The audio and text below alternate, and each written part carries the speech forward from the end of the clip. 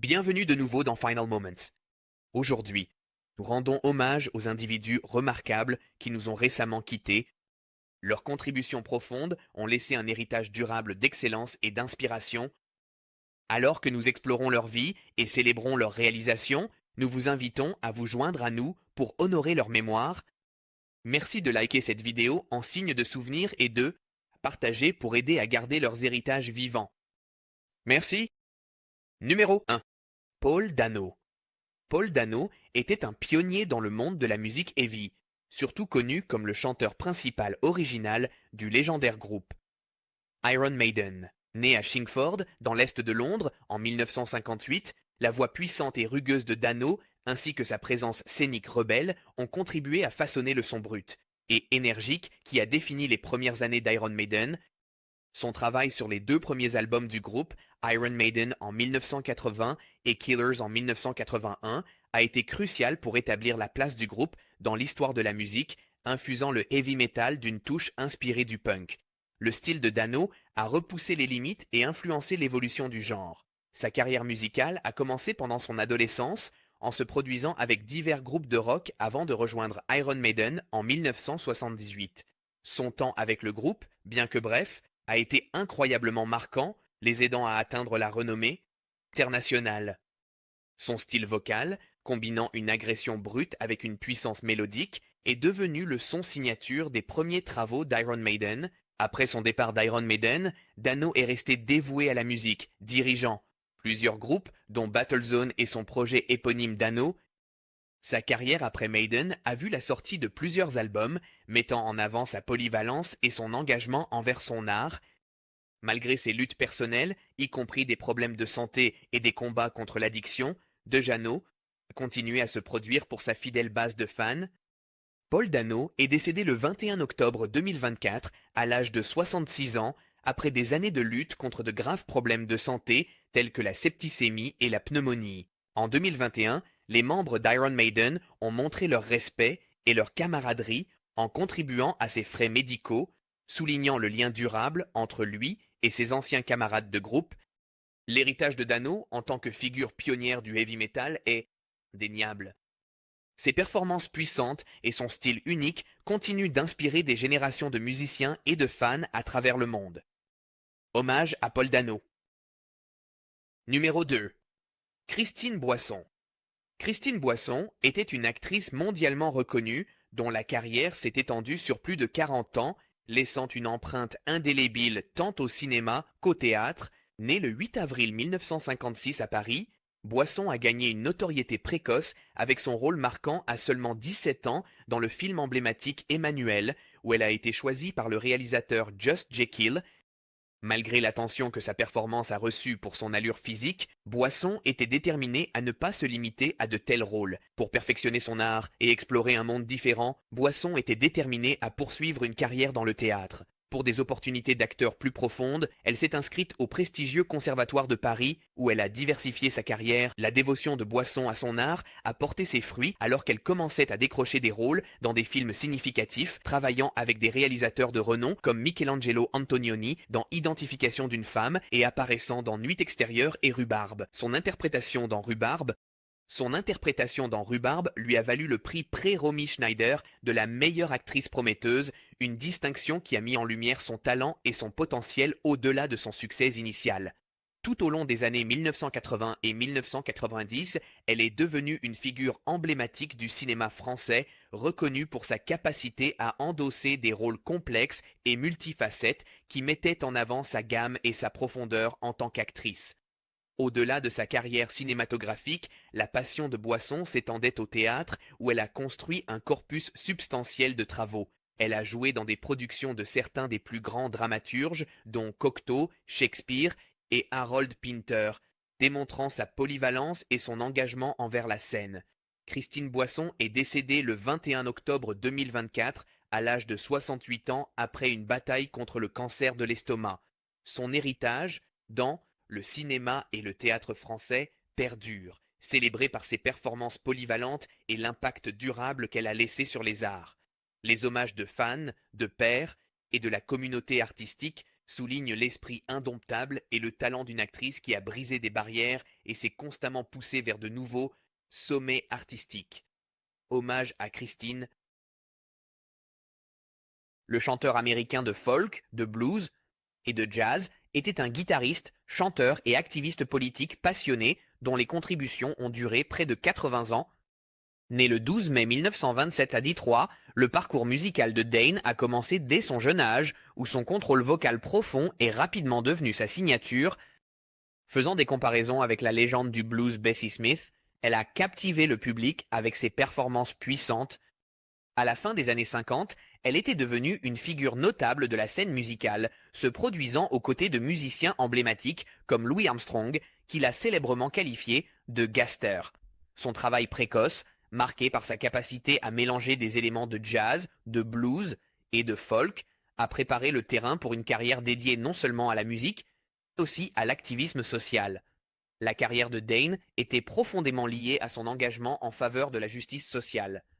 De ses performances lors de réunions syndicales et de manifestations pour les droits civiques à sa participation active au mouvement anti-guerre du Vietnam, elle a utilisé sa voix comme un outil de changement. En 1970, elle a fondé Paradon Records avec son mari Erwin Silber, créant une plateforme pour la musique de protestation qui a donné une voix aux luttes contre l'oppression et l'inégalité. Des albums comme I Hate the Capitalist System sont devenus des hymnes pour ceux qui luttent pour la justice, et son catalogue de labels reste influent dans le domaine de la musique de protestation. Tout au long de sa carrière, Dane a collaboré avec une gamme d'artistes influents, y compris les grands du blues Lightning Hopkins et Willie Dixon. Elle était l'une des rares artistes blanches de son époque à se produire aux côtés de musiciens noirs, une déclaration audacieuse contre les divisions raciales dans les années 50 et 60. Barbara Dane est décédée à l'âge de 97 ans après une longue bataille contre des problèmes cardiaques, laissant derrière elle un héritage qui va bien au-delà de sa musique. Ses contributions aux droits civiques, aux droits des travailleurs et aux efforts anti-guerre, ainsi que son plaidoyer intrépide pour les musiciens noirs, ont laissé une empreinte indélébile tant sur l'industrie musicale. Dans la lutte pour la justice sociale, son œuvre continue d'inspirer artistes et militants témoignant du pouvoir de la musique pour provoquer le changement. Hommage à Barbara Dane. Numéro 4, Rallon Styles. Rallon Styles, né Michael Robinson à Tallahassee, en Floride, était une force montante dans l'industrie du rap, connu pour son remix viral de Baby Shark qui a captivé des millions. Dès son jeune âge, Rallon a cultivé son talent pour la musique, rappant souvent aux côtés de son frère Lil Goat pendant les pauses déjeuner à l'école. Sa passion précoce pour la musique a posé les bases de sa carrière dans l'industrie musicale. Et en 2022, Rallon a explosé avec sa version sombre et innovante de la chanson pour enfants populaire Baby Shark. Le remix a fait sensation sur les réseaux sociaux, accumulant plus de 4 millions de vues sur des plateformes comme YouTube et TikTok et établissant rapidement Rallon comme une nouvelle force créative dans la scène rap. Élevé dans une famille soudée et bienveillante, le talent et la détermination de Rallon l'ont finalement conduit à un contrat avec Republic Records, une étape majeure dans sa carrière en plein essor. Ce partenariat lui a ouvert des portes, y compris des événements de haut niveau comme les BET Awards de Republic Records en juin 2024, où il a côtoyé des géants de l'industrie. Tragiquement, le parcours prometteur de Rallon a été interrompu lorsqu'il a été mortellement blessé lors d'une tentative de vol à Columbus, dans l'Ohio. L'incident s'est produit alors qu'un suspect tentait de lui voler sa chaîne, ce qui a conduit à une confrontation qui a finalement coûté la vie à Rallon. Malgré les efforts des paramédics pour le sauver, il est décédé à l'âge jeune de 22 ans.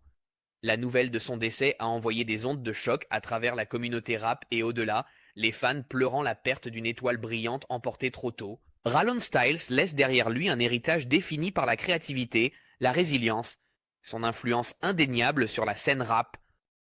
Bien que sa vie ait été tragiquement courte, son impact continue de résonner à travers sa musique et l'inspiration qu'il a donnée aux artistes en herbe. Hommage à Rallon Styles. Numéro 5. John Natty, John Needy, né le 13 février 1945, était un visionnaire dans le monde de la technologie audio sans fil, dont les innovations ont révolutionné les performances en direct et établi de nouvelles normes dans l'équipement audio professionnel. Son esprit inventif a émergé à la fin des années 1960 lorsqu'il a commencé à expérimenter la création de systèmes de guitare sans fil, une idée qui allait libérer les musiciens de l'enchevêtrement restrictif des câbles sur scène. En 1976, il a fondé Nati Systems Inc., une entreprise qui a donné vie au système de guitare sans fil Nati.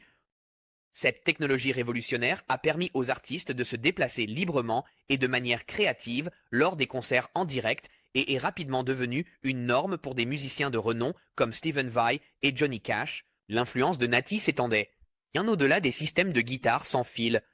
Son travail pionnier dans les microphones sans fil a cimenté son héritage en tant que figure clé dans l'évolution de la technologie audio. En 1996, il a reçu un Emmy Award pour son développement révolutionnaire de microphones sans fil, un outil qui est depuis devenu indispensable tant dans les performances en direct que dans la diffusion. Cependant, l'héritage de Nati n'était pas sans défi.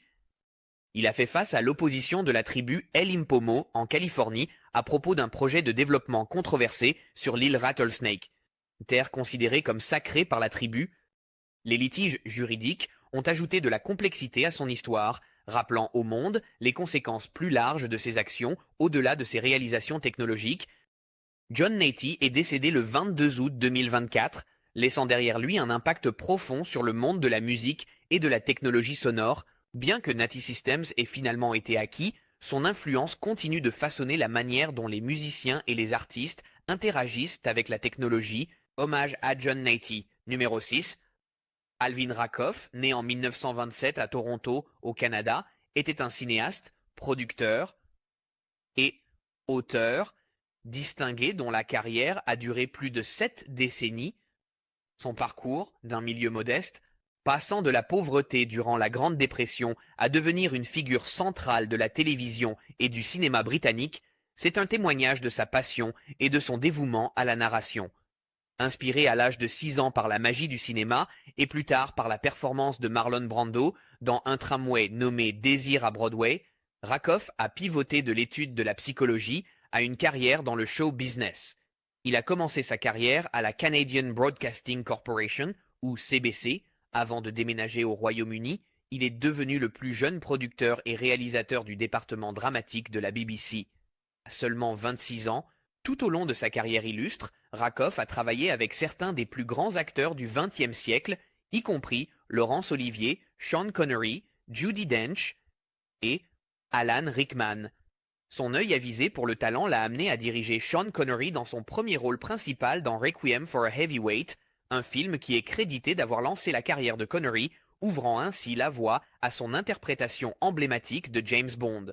Rakoff était un auteur accompli, écrivant des romans qui puisaient souvent dans ses riches expériences dans l'industrie du divertissement.